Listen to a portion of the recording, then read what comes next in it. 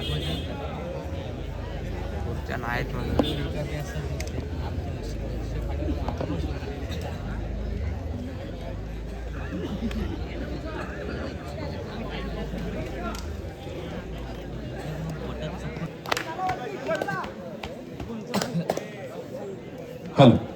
जाऊयात पुन्हा एकदा क्रीडागडाकडे. पंचांची शिट्टी वाजते आणि एका महत्वाच्या सामन्याला सुरुवात होते. ज्या ठिकाणी आपल्याला सामन्याचा थरार अनुभवायला मिळतोय.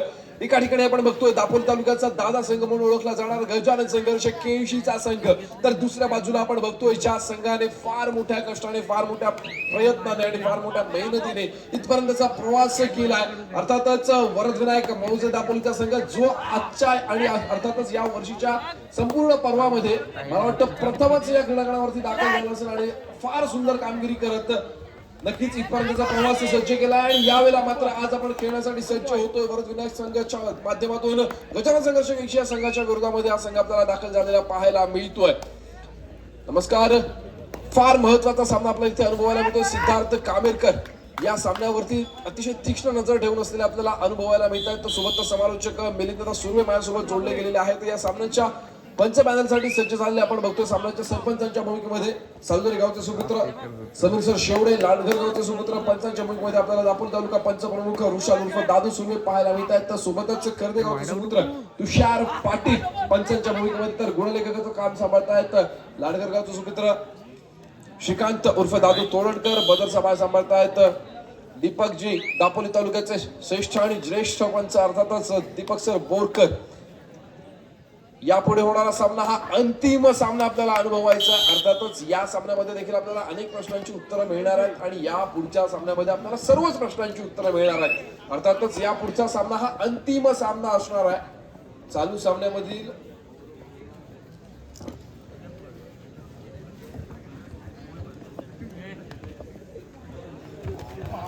या पुढे होणारा सामना हा अंतिम सामना असेल. अर्थातच आपण सेमीफायनलचा सामना आपल्याला इथे अनुभवायला मिळतो आहे. जो संघ विजयी ठरेल तो खेळेल टावसुरे संघ,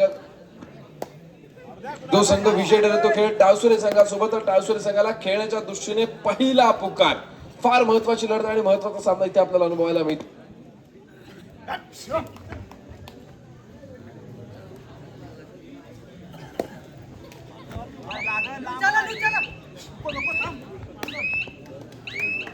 चेंडू ठोकला गेलाय, दावा केला गेलाय आणि काय यशस्वी गुणांची कमाई दापोली संघासाठी होताना आपल्याला पाहायला मिळते.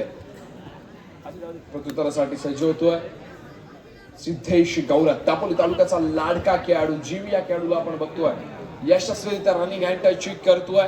फार सुंदर गुण मिळवला गेला, अत्यंत चपाईने गुणाची कमाई करतोय, आपल्या कोर्ट मध्ये दाखल होतोय. प्रत्युत्तरासाठी पुन्हा एकदा वरदविनायक दापोली संघाचा जर्सी क्रमांक 1 मैदानामध्ये आपल्याला दाखल झालेला पाहायला मिळतो. सामन्याचं गुणफलक आपण पाहतोय 6-2.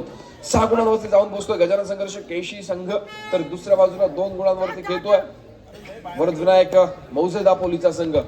आणि यावेळेला मात्र मल्टी पॉइंट रेड यशस्वी 2 गुणांची कमाई वरदविनायक दापोली संघासाठी होताना आपल्याला पाहायला मिळते.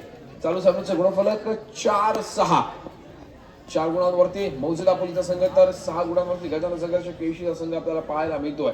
पुन्हा एकदा वेगावरती स्वार होणारा खेळाडू, अर्थातच दापोली तालुक्याचा महत्वाचा खेळाडू, ज्या खेळाडूला बघितलं जातं सिद्धेश गावराज, जागेवरती होल्ड करण्यात यशस्वी ठरतोय.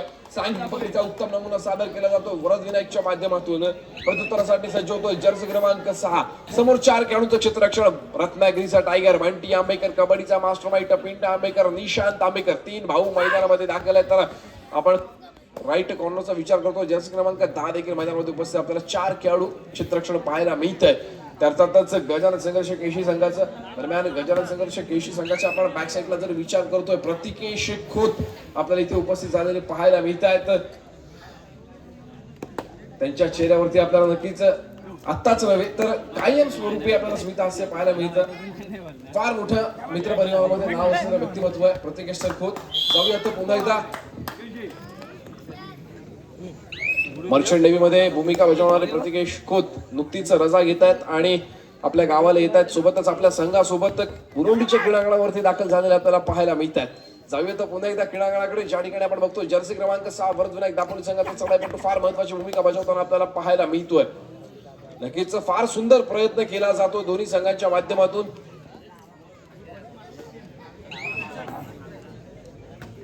जर्सी क्रमांक 4 रत्नागिरीचा टायगर अर्थातच बंटी आंबेकर यावेळेला मजबूत बांध्याचा खेळाडू चढायचा भार वाहताना आपल्याला पाहायला मिळतोय.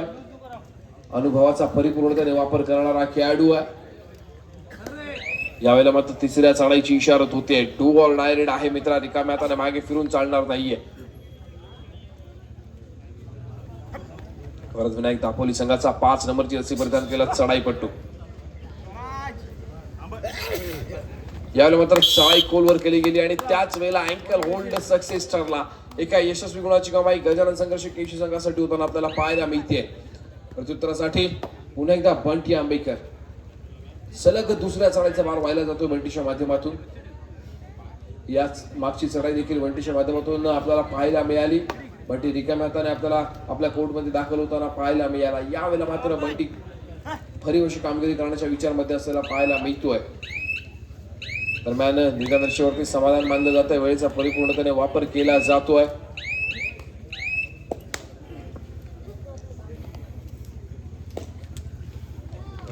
प्रत्युत्तरासाठी झालाय जर्सी क्रमांक 6 एका यशस्वी गुणाची कमाई पुन्हा एकदा गजानन संघर्ष केशी संघाच्या खात्यामध्ये. आणि यावेळेला मात्र तिसऱ्या चढाईचा इशारा येतो. अर्थातच आपण बंटी आंबेकरच्या माध्यमातून 2 एंट्री रेड बघितल्या. आता मात्र तिसरी चढाई डू ऑर डाय रेड करा अथवा मराठी सुपर टॅकल यावेळेला ऑन आहे. जर सिद्धेश गौरत या खेळाडूला हे 3 खेळाडू पकड करतायत तर 2 गुणांची भर पडली असते मौजे दापोली संघाच्या खात्यामध्ये. दरम्यान एका यशस्वी गुणाची कमाई होते सिद्धेश गौरतच्या माध्यमातून. प्रत्युत्तरासाठी सज्ज होतोय जर्सी क्रमांक 10 वरच विनायक दापोली संघाचा फार महत्वाचा खेळाडू आहे. फार महत्वाची भूमिका बजावली जाते. समोर 7 खेळाडूंचं क्षेत्ररक्षण. यावेळेला मात्र लाथ मारून गाडी बाद करण्याचा प्रयत्न यशस्वी ठरतोय.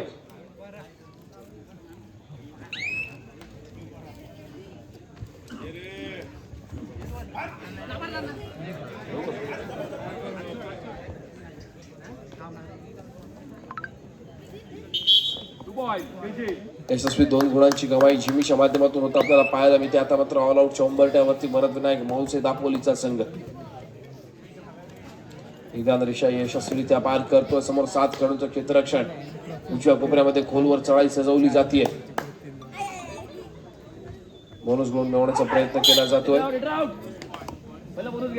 चढाईपट्टू बाद होतोय. क्या बात है. यावेळेला आपण कौतुक केलं पाहिजे पिंटे आंबेकर याच्या अनुभवाचं. सेम घटना बुरुंडीच्या क्रीडांगणावरती देखील आपल्याला अनुभवायला मिळते आणि ही गोष्ट टिपली गेली पिंटे आंबेकरच्या माध्यमातून. फरक एवढाच असतो आपल्याकडे असणारा अनुभव हा मैदानामध्ये बोलत असतो. मी तुम्हाला सांगतो की पाळंदच्या क्रीडांगणावरती पिंटे आंबेकरने अशीच 5-5 चढाईमध्ये फार सुंदर कामगिरी केली होती. कबड्डीचा मास्टरमाइंड का संबोधलं जातं पिंटे आंबेकरला? 5-5 चढाईंचा सामना होता खेमराज हरणाई संघासोबत. आर्यन मोहिते हरणाई संघाचा चढाईपटू आहे जो मैदानामध्ये चढाईसाठी सज्ज झाला आणि पिंटे आंबेकर त्याला फक्त हाताने इशारा करून सांगितलं जरा मागे जा. आणि त्याच वेळेला आर्यन कर्तेकर नौखा खेळाडू होता. चढाई चालू केली, 1 पाऊल पुढे गेला होता आणि दुसरा पाऊल त्याने परत आपल्या कोर्टमध्ये मागे घेतला. 5-5 चढायांचा सामना कुठला खेळ कुठल्या क्षणी बदलायचंय याचं अचूक डिसिजन जर कोण घेत असेल ना तर अर्थातच केशी संघाचा पिंटे आंबेकर आपल्याला पाहायला मिळतो. अर्थातच कबड्डीचा मास्टर माइंड या खेळाडूला संबोधलं जातं. फार छोटी गोष्ट असते समोरच्या खेळाडूला आपल्या नजरेत कैद करणं, आपल्या शब्दांत पकडणं आणि हे अर्थातच फार महत्वाची कामगिरी आपल्याला पाहायला मिळते पिंटे आंबेकरच्या माध्यमातून. उगाच गजानन संघर्ष केशी या संघाला दापोली तालुक्याचा दादा संघ संबोधलं जात नाही. प्रत्येक खेळाडू फार महत्वाची कामगिरी बजावताना आपल्याला पाहायला मिळतो. यशस्वी बोनस गुणाची कमाई होते. प्रत्युत्तरासाठी सज्ज होतो जर्सी क्रमांक 6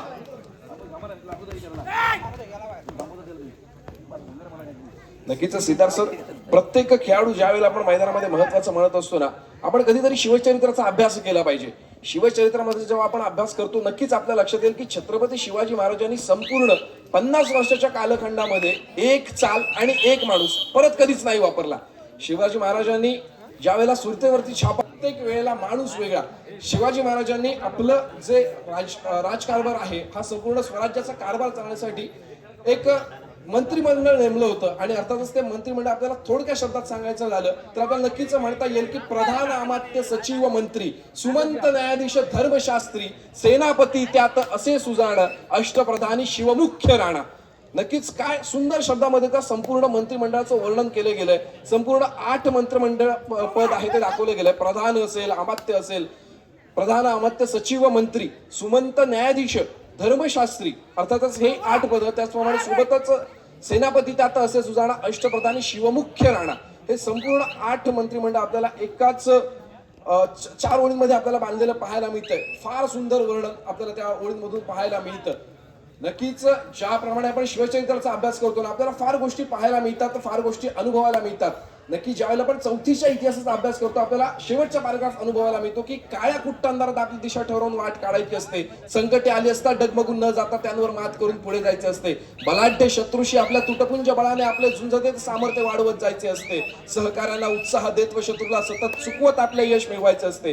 हे सर्व गुण शिवरायांमध्ये होते. आदर्श पुत्र, सावध नेता, लोक कल्याणकारी प्रशासक, हिकमती लढवय्या, सज्जनांचा कैवारी आणि दुर्जनांचा कर्दनकाळ, असे शिवरायांच्या व्यक्तिमत्वाचे कितीतरी तेजस्वी पैलू होते. हे सारे पाहिले की पुन्हा पुन्हा वाटते शिवरायांचे 8वावे रूप आणि शिवरायांचा 8वावा प्रताप. नक्कीच या भिवंडीच्या क्रीडांगणावरती छत्रपती शिवाजी महाराजांचा नावाचा गजर हा झालाच पाहिजे. बोला छत्रपती शिवाजी महाराज की जय भवानी. क्या बात है, जबरदस्त. महाराजांचा जगण्याचा कार्यकाळ हा भले 50 वर्षांचा होता, पण महाराजांचा जयघोषाचा कार्यकाळ हा तिथपर्यंत असेल जोपर्यंत आकाशामध्ये आपल्याला चंद्र आणि सूर्य पाहायला मिळतात. नक्कीच माणसाने फक्त जन्माला यावं तर कशासाठी यावं याचं जर आपल्याला उत्तम उदाहरण पाहिजे असेल तर छत्रपती शिवाजी महाराजांशिवाय आपल्याला दुसरं नावच पाहायला मिळत नाही. दरम्यान सामना मध्यंतरासाठी थांबतोय आणि मध्यंतरापर्यंतचं गुणफलक पाहतोय आपण. 18-9 18 गुणांवरती खेळ. हॅलो, मध्यंतर पुन्हा एकदा सामन्याला सुरुवात होतीये. दरम्यान 9-18 आपल्याला सामन्याचं गुणफलक पाहायला मिळतंय. 9 गुणांवरती घेतोय वरदविनायक मौजे दापोलीचा संघ, तर दुसऱ्या बाजूला 18 गुणांवरती घेतोय गजानन संघर्ष केशीचा संघ. फार मोठा कमबॅक करावा लागेल, फार मोठा आक्रमक पवित्रा आजमावा लागेल वरदविनायक दापोली संघाला. स्ट्रॅटर्जी चेंज करावी लागेल, गेम प्लॅन चेंज करावा लागेल. एका बाजूला असणाऱ्या गुणांचा विचार, आघाडीचा विचार करताना नक्कीच गजानन संघर्ष केशी आपल्याला पाहायला मिळतोय.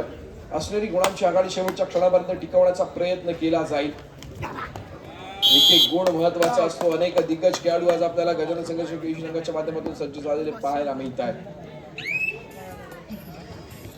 प्रत्युत्तरासाठी सज्ज होतोय. यावेळेला मात्र जर्सी पुलिंगा मामला शायद होऊ शकत आहे.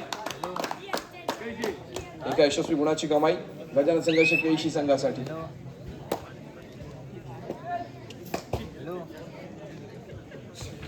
अमर भारत टावसुरे खेळण्याच्या दृष्टीने आपल्याला दुसरा पुकार असेल.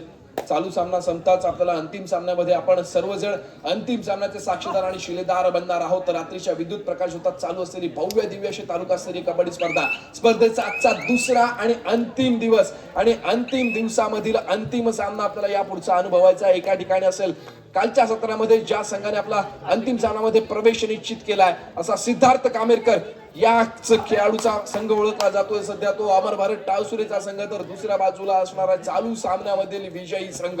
हा विजय फार महत्वाचा आहे. या विजयानंतर आपल्याला अनेक प्रश्नांची उत्तरं मिळतील. कोणता संघ मैदानामध्ये अंतिम सामन्यामध्ये दाखल होईल, कोणता संघ अंतिम चषकाच्या विजयावरती नाव कोरण्यासाठी सज्ज होते. अर्थातच फार महत्वाचा सामना आणि महत्वाची लढत आपल्याला अनुभवायला मिळते. अंतिम सामन्याचे आपण सर्वजण साक्षीदार आणि शिलेदार बनतोय. जर्सी क्रमांक 3 मैदानामध्ये दाखल होताना आपल्याला पाहायला मिळतोय सिद्धेश गौरव. फार महत्वाचा खेळाडू आहे. गजानन संघर्ष केशी या संघासाठी फार मोठे योगदान देताना आपल्याला पाहायला मिळतोय.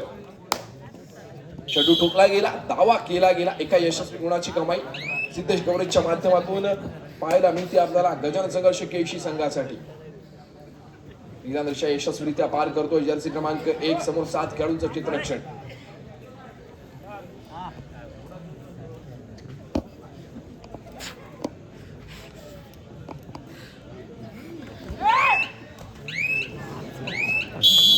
घटी दुर्घटना घटी. वेगावरती स्वार झाला सिद्धेश गौरव आणि एका यशस्वी गुणाची कमाई पुन्हा एकदा केशी संघासाठी होताना आपल्याला पाहायला मिळते.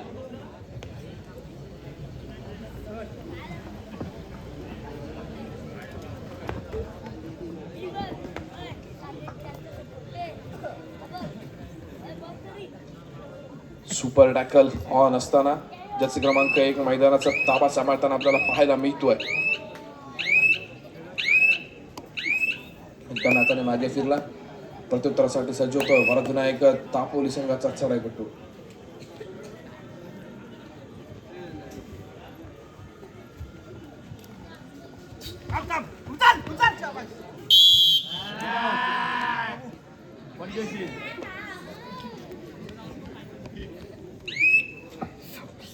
ऑल आउटच्या उंबरठ्यावरती भरत विनायक दापोलीचा संघ आपल्याला पाहायला मिळतोय.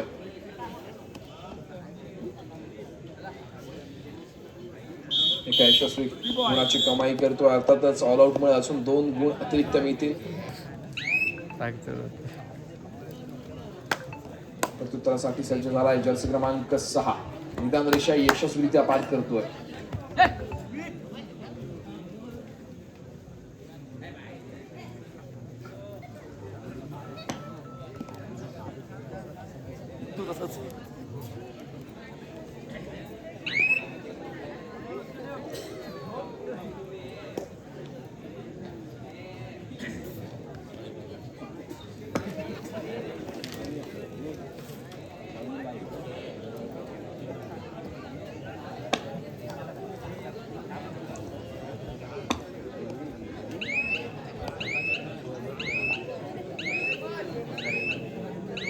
वेळेचा परिपूर्णपणे वापर केला जातो. जर्सी क्रमांक 1 च्या माध्यमातून सामना संपला. शेवटची 5 मिनिटे. सामन्याचं गुणफलक आपण पाहतोय 10-27. 10 गुणांवरती भरत विनायक दापोली, 27 गुणांवरती गजानन संघर्ष केशीचा संघ.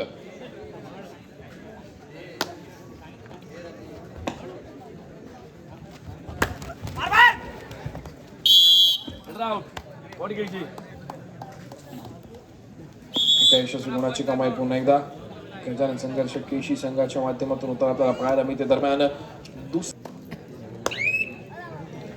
प्रत्युत्तरासाठी सज्ज होतोय जर्सी क्रमांक 6.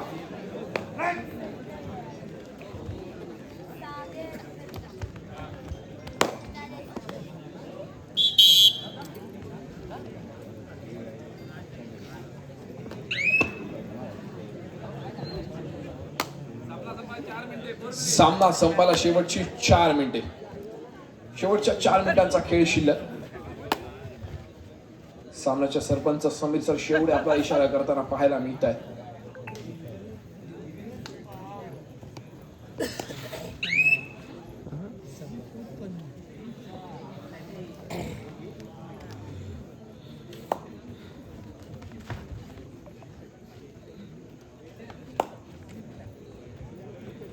जर्सी क्रमांक 6 गजानन संघर्ष केशी संघाचा चढाईपटू यावेळेला मैदानामध्ये आपल्याला चढाईचा बाळवताना पाहायला मिळतोय. सुंदर प्रयत्न संघर्ष मैदानामध्ये चालू आहे आणि अर्थातच पंचांची शिट्टी वाजते. एका यशस्वी गुणाची भर पडते. ती भरत विनायक दापोली संघाच्या खात्यामध्ये. सामना संपायला शेवटची 3 मिनिटे असल्याचा पंचांचा इशारा येतोय. या पुढचा सामना अर्थातच फार महत्वाचा सामना आपल्याला अनुभवायचा आहे. अमर भारत टाळसुरे विरुद्ध चालू सामन्यामधील विजयी संघ आणि अर्थातच विजयाच्या दिशेने वाटचाल करताना आपल्याला पाहायला मिळतोय. गजानन संघर्ष केशीचा संघ शेवटच्या 3 मिनिटांमध्ये या सामन्याचा निकाल बदलू शकेल का भरत विनायक दापोलीचा संघ? अमर भारत टाळसुरे आपल्याला खेळण्याच्या दृष्टीने तिसरा व अंतिम पुकार. चालू सामना संपताच आपण क्रीडांगणाचा ताबा घ्यायचा आहे. चालू सामन्यामधील जो संघ विजयी ठरेल तो खेळण्यासाठी सज्ज होईल अमर भारत टाळसुरे या संघासोबत. सामना संपायला शेवटची 2 मिनिटं. अर्थातच अमर भारत टाळसुरे संघासाठी 2 मिनिटं आपल्याला पाहायला मिळतील. तिसरा व अंतिम पुकार देण्यात आलेला आहे अमर भारत टाळसुरे संघाला.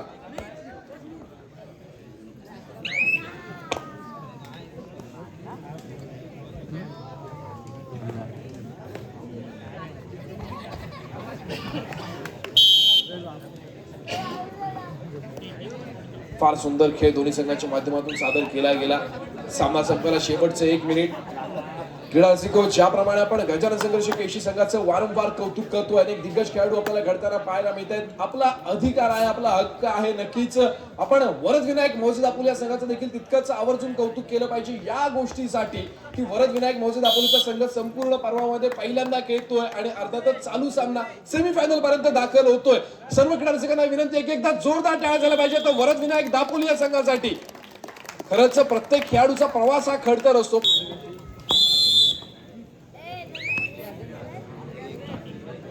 वरद विनायक दापोली नक्कीच चालू असलेल्या सामन्याचा निकाल काही लागला, कदाचित तुम्हाला हार या सामन्यामध्ये पत्करावी जरी लागली तर या संपूर्ण स्पर्धेमधील तृतीय किंवा चतुर्थ अर्थातच तिसरा किंवा चौथा नंबर आपल्यासाठी फिक्स होऊन बसतो. आपण सेमीफायनलचा सामना घेत आहे आणि हा कदाचित मी आवर्जून सांगेन की हा शेवटचा जो सामना असेल त्याच्यानंतर सन्मान स्वीकारण्यासाठी संपूर्ण संघाने आवर्जून हजर इथे राहिलं पाहिजे.